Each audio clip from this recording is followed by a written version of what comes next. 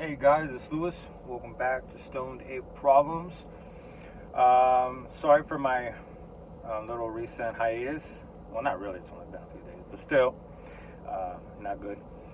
I am in the process of getting the camera and some pretty dope ass shit. You know, we gotta invest in this whole goddamn thing. So that's what's going on. I'm getting like 128 gig SD card and the little octopus handle shit. Hopefully it sticks to like a squat rack or whatever, so I can get a pretty good angle.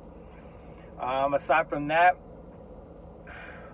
today I wanted to go ahead and talk about the first book that I finished since this whole endeavor began, and that's The Brothers Karamazov. I've shown it a couple times. I do not have it with me at this present time. I just departed from the gym. I had an amazing chest workout, a push day basically. Yeah, it was pretty awesome.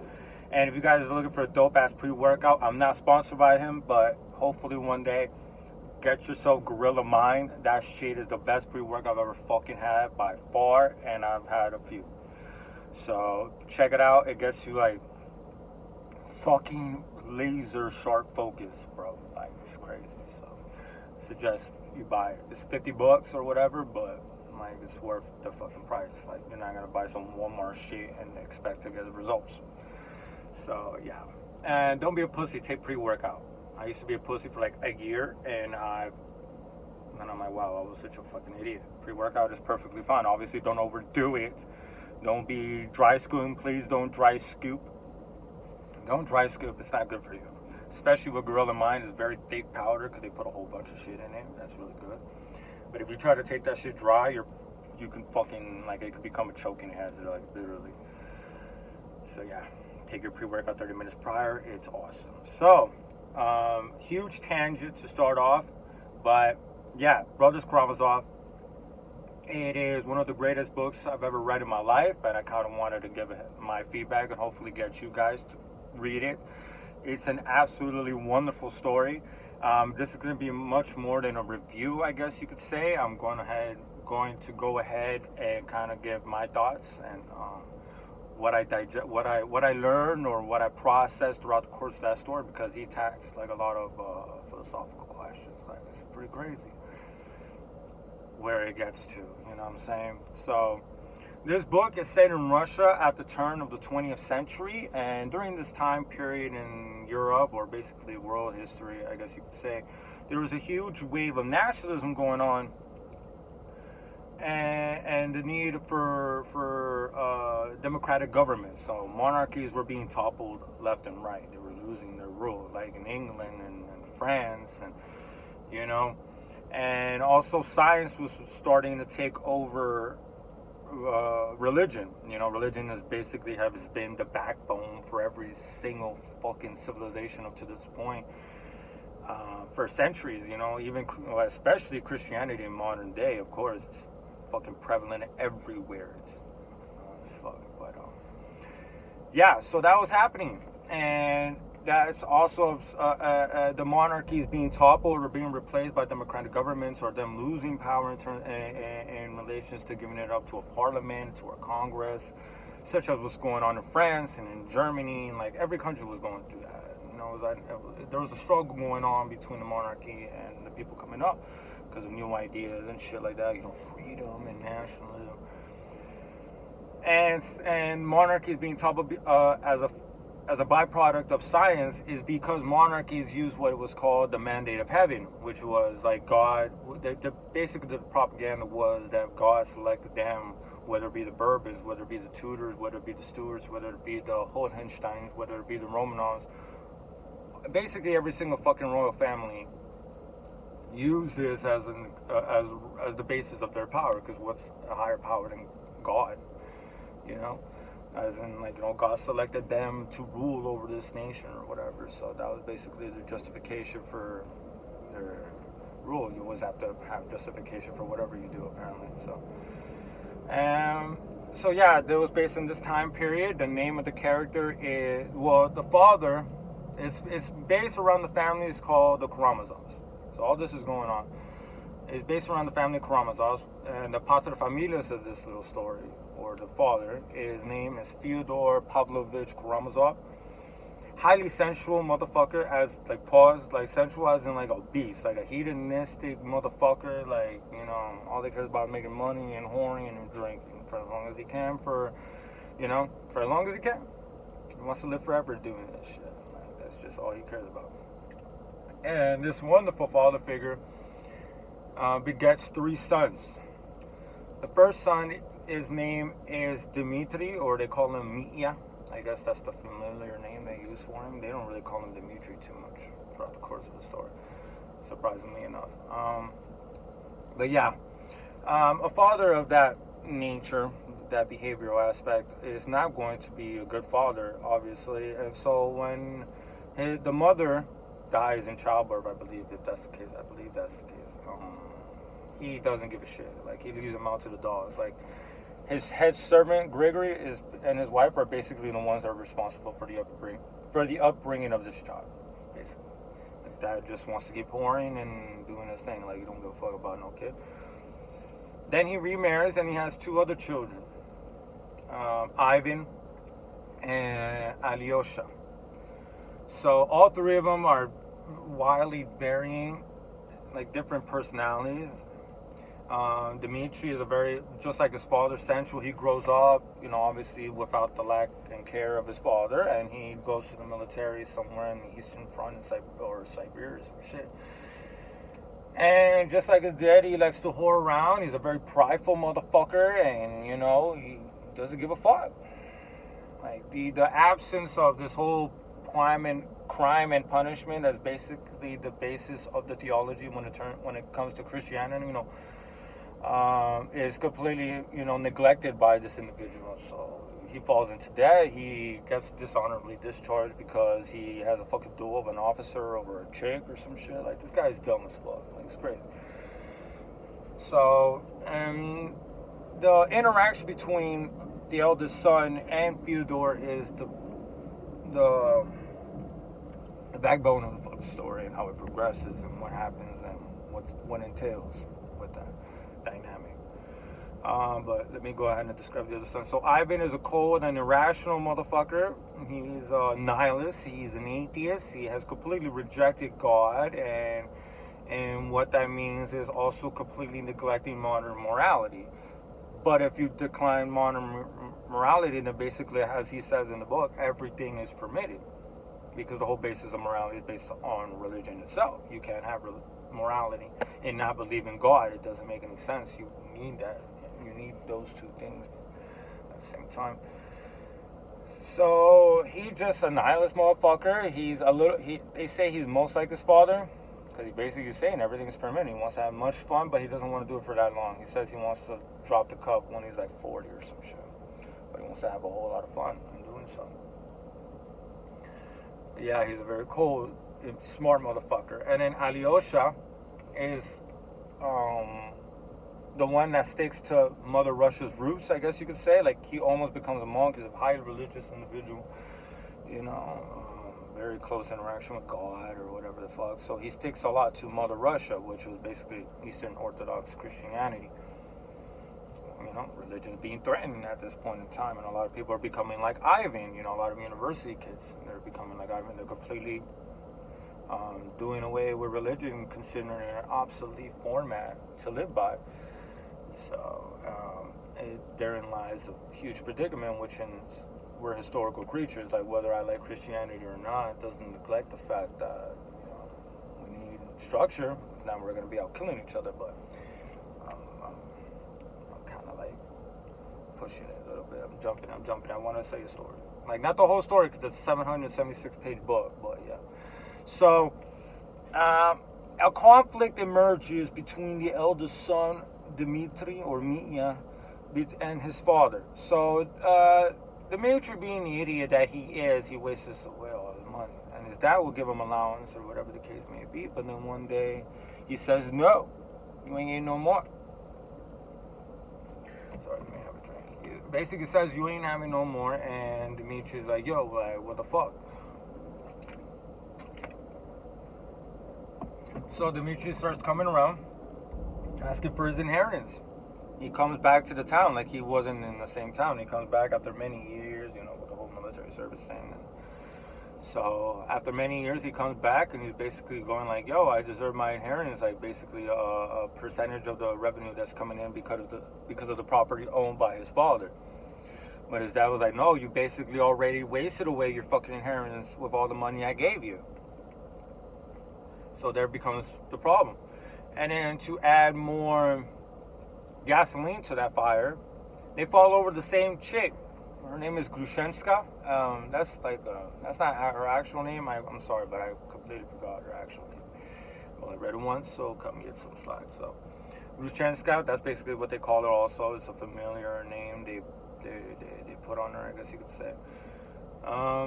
They fall over her, and she's basically playing them for fools. Like, she's fucking around with both of them, not fucking them or anything, just giving them hopes and not literally giving anything back. Like, these motherfuckers are just smitten by this said individual. You know, she was disgraced by her family because she was engaged to a police officer. The motherfucker abandoned her.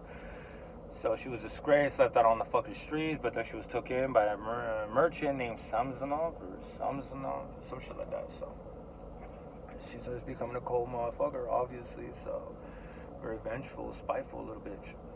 So therein tells the problem as well. So it gets to a boiling point because while all this is going on, Dmitry, the elder son, is actually engaged to another woman.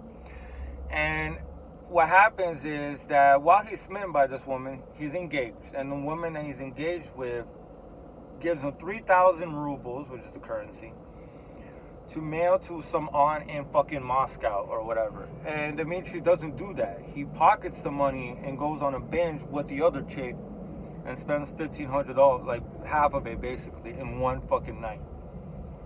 And he doesn't go back because he's like, fuck, like I've become a thief. Like not only, they say scoundrel quite a bit. Not only am I a scoundrel, but I'm a fucking thief. And so he starts going through this whole moral crisis. Because remember, he's a very sensual motherfucker. Like he probably just wants to spend his money on the other chick instead of doing the right thing and giving the fucking money back or paying it back. And so he starts going through that process and go through that problem there. So, like, you know, a person that doesn't believe in the afterlife suddenly has morality. You get me? Like, there's a huge moral crisis going on, you know. How would you react in this situation for being a dumbass, you know, basically, so. So it becomes a conflict because he really needs these $3,000 or 3,000 rubles to pay back this individual so he can justify himself, so he could vindicate himself, I guess. Vindicate himself. But it doesn't happen. Like, the dad won't give him 3,000. Instead, he uses that same amount to basically bribe or provide a dowry to Grushenska in order to marry him instead of his son. Imagínate eso. So it gets really bad, and then I'm just going to try to skip as much as possible. This is a big book, and I kind of want to talk, and it's been 13 minutes already. So, sorry, guys. So, it gets to a boiling point, and it passes the point of no fucking return. People are legitimately scared that this fucker is going to kill his own father for the money, like, and out of just spite, because they hate each other. Like, he literally walks in on one dinner after a conflict that they had in the beginning of the story, and beats him beats the fuck out of him in his own house. Almost to death, like, beats the shit out of that motherfucker. Like, this shit crazy. So the father has a servant named Smerdyakov. One that's completely, you know, he's crazy as fuck. So, yeah, he's a smart individual, another person that has neglected and has taken actually the philosophy of Ivan, which is everything is permitted because, you know, because he's influenced by him. He has a lot of conversations with Ivan, and Ivan has kind of warped his fucking head. So when it gets to the point of no return, like where within a day or two, it's going to come to a head. All this inner conflict is going to come to a head, like to a final showdown, if you will. Smerdyakov comes up to Ivan because Ivan's about to leave to Moscow, you know, go back to school or whatever. And Smerdyakov goes up to him and says, "Hey man, I don't think you should go.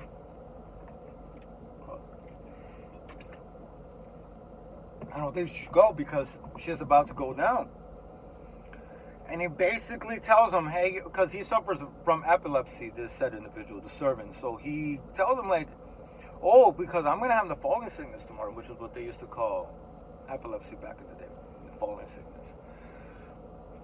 And then he tells me, I'm gonna have my falling sickness tomorrow, bro.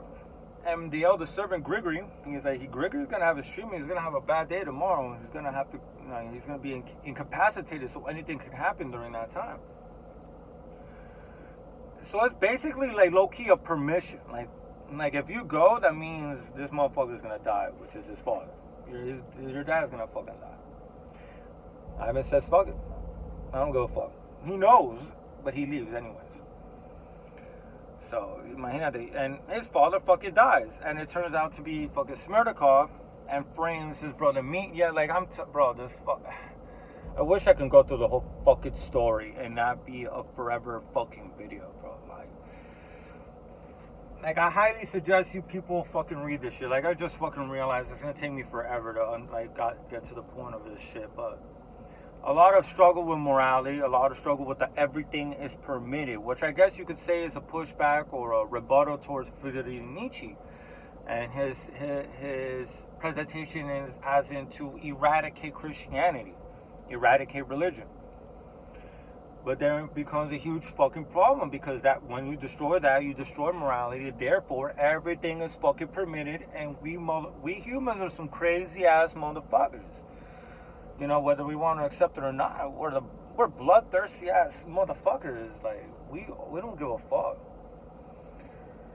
So there are to everything there's a price to be paid. I guess you could say morality has its bad, like culture, I guess you could say, civilization, it weighs down on you, it oppresses you and shit like that, but at the same time, it does have its certain advantages that you have to admit, which is, structure.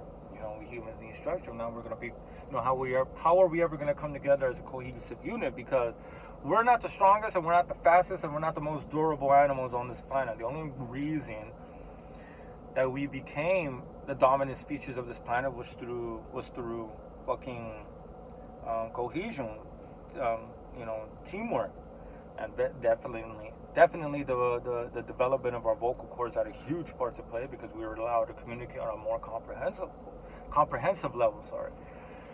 So it helped us out a lot. Can't be out just killing each other. We're never gonna get anything done. So that's the interesting point. It's like you have to deal with that, but there are consequences either way. Are you going to completely abandon that sort of shit? Allow cannibalism to take place and all that stuff? It's pretty crazy what happens. It turns out to be Smerdyakov. He ends up killing him and framing his brother. His brother was the one that ends up getting convicted, because he actually pulls up to this motherfucker's house, pulls the signals, and right before, apparently he says, "Oh, my mother must have been praying for me that night because I just left." He was about to kill him, but he left. But yeah, his dad turns out dead anyways, because it was Smerdyakov. And Ivan has 3 conversations with this crazy motherfucker, and then in the third one, basically, Smerdyakov lays out what happened that night, what really happened that night to Ivan. He knew that his brother was going to show up that night, because he was going to have the falling sickness, so he's not going to, because he was telling him what was going on. He was the one that told him the signals. So he was basically being a spy for him, for the brother towards his father, and he knew Dmitri was gonna get nervous to see if Grushenko was gonna show up, and he didn't know what was going on, because he was gonna have the falling sickness, so he was gonna have to show up. So he already had all this shit fucking played out, framed his ass, because he just like I said, this guy just left, the son, and he pulls up and fucking bashes his motherfucker in the back of the head and kills him. And he basically tells them, "Oh, because everything is permitted. I saw the opportunity and I took it." So your little abandonment of morality has now slapped you back in the fucking face. So are you willing to deal with that? Opportunity to take place, and he saw the advantage of it. He got 3,000 rubles out of it, and he got away with it clean. So that's how can you deal with that sort of shit?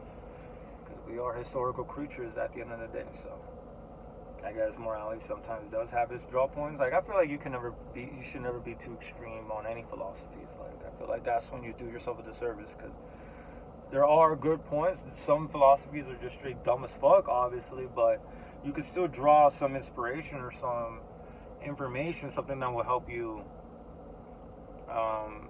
process, developing your own personal philosophy. Like, I know some people are just Christian or whatever, but still, your adaptation of it, your interpretation of it could vastly change by, looking at other shit. And that's what I try to do. That shit helps you out a lot. But this fucking book is fantastic, bro. Like, I suggest everyone to fucking read it. It is a large book. It's 776 pages, but fucking hell, it is a fantastic novel. I am going to continue reading this author. His name is Fyodor Dostoevsky. I really hope I didn't fuck up that last name, but yeah, check him out. It's called The Brothers Karamazov.